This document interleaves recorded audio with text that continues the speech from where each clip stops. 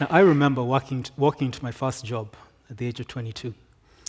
I was fresh out of undergrad and postgrad. I was so full of ideas and knowledge, and I really felt like I had so much value to add. So much so that 2 weeks after joining the law firm, I actually walked straight into the managing partner's office to start making my mark. Now, what would you say to a young, energetic, and very low in experience person if they came in to start trying to make suggestions about how you've run the business that you've run for all these years? Think about your businesses right now. Is that really possible? When was the last time you ever talked to a first-year graduate and asked them, what do you think? But do you remember being that young, vibrant, energetic person?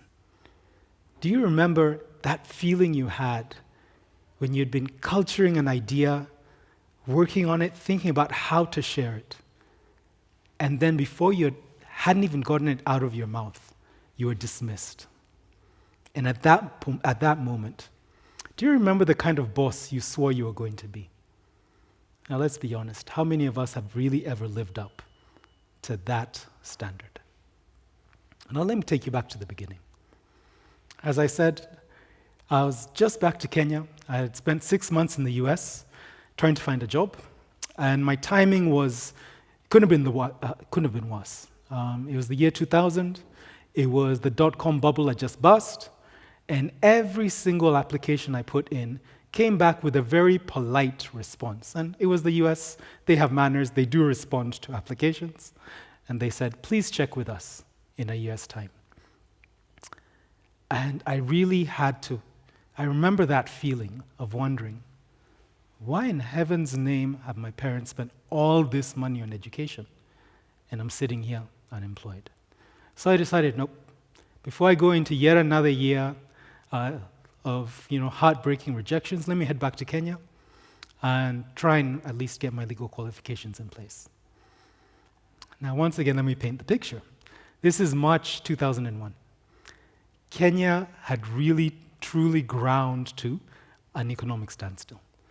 Everyone's sentiments was this was the worst it has been in forever. So every Kenyan I met, in that very kind and warm way we have, would start giving me a long lecture as to what in heaven's name are you doing coming back to Kenya at this time, and you're in the US. Some of them stopped just short of asking, Kwani, you are involved in something criminal and were deported. So why else would you be here right now? But that was my reality. I had, just before coming home, worked on my cover letter, my CV, put it on really nice embossed paper. Remember those days? How times have changed. And I really resigned myself that I'd be working on the shamba, driving my mother around, until someone really appreciated how good the paper was that my cover letter was on and called me in for an interview. But I got lucky. One of the law firms had one of their trainees resign really right in the middle of the year, and they had an immediate vacancy, and they invited me in. And there it started. I had this passion, I had this energy, and I was going to make my impact.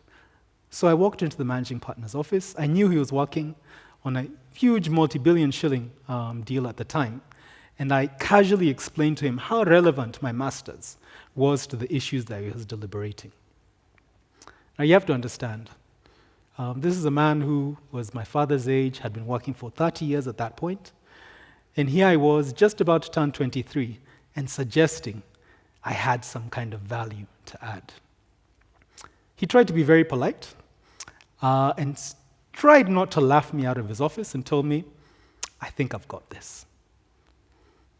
Now thinking back, I see in myself, honestly, so many of the things that we often hold against the youth of today.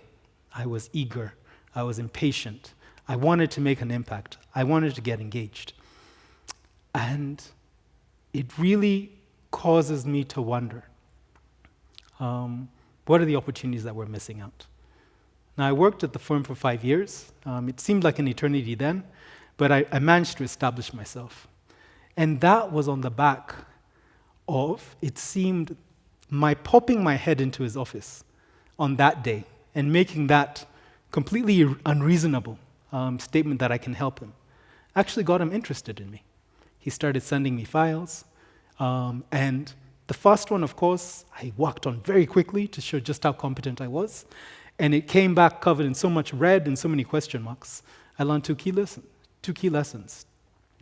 One, speed is nothing without content, and two, answering the question asked is often just the beginning and not the end of many assignments. But that journey and what it built in me really helped me understand one of my first points, that you shouldn't necessarily wait for your turn, because it just might not come. I'm not suggesting that you should be the person who jumps up in every meeting and tries to speak before anyone else, because that's full of very, very many challenges. But I am saying that where you think you have something credible to add, make sure you let your voice be heard. Because if you wait too long, the conversation will move on, you'll lose your chance, or worse still, you'll be that person who is chiming in on point 1 when a meeting is at point 5. Everyone just looks at you like, seriously? Let your voice be heard. Now, age of 27, I felt, well, it's a law firm, I'll become a partner, and then I'll be stuck here. And I decided, really, I cannot devote the rest of my life to one employer at the age of 27. Very melodramatic at that age. And I decided, let me hop off and join the public sector.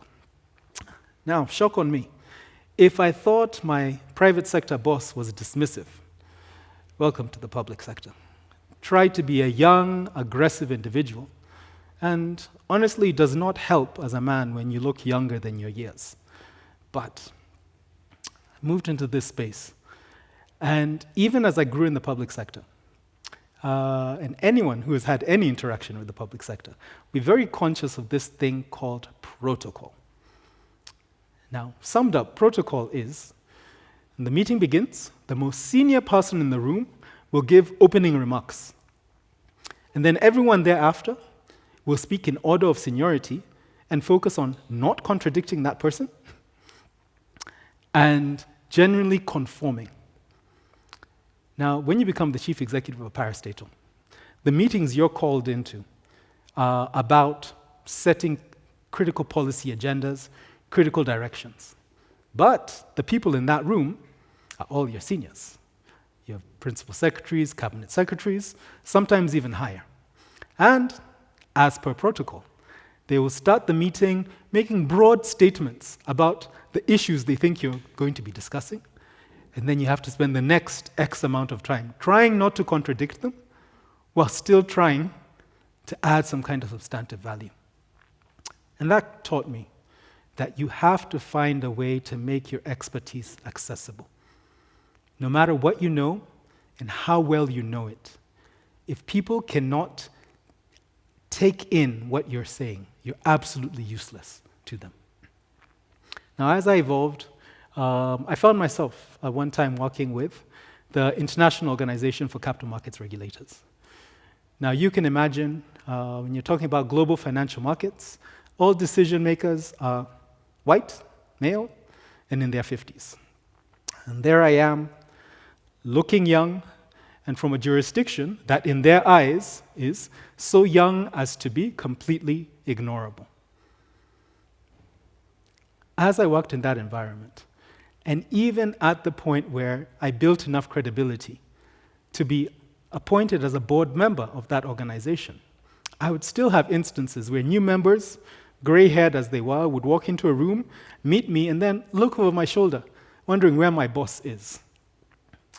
But that taught me that you can't let your age, whether it's personal or institutional, define you.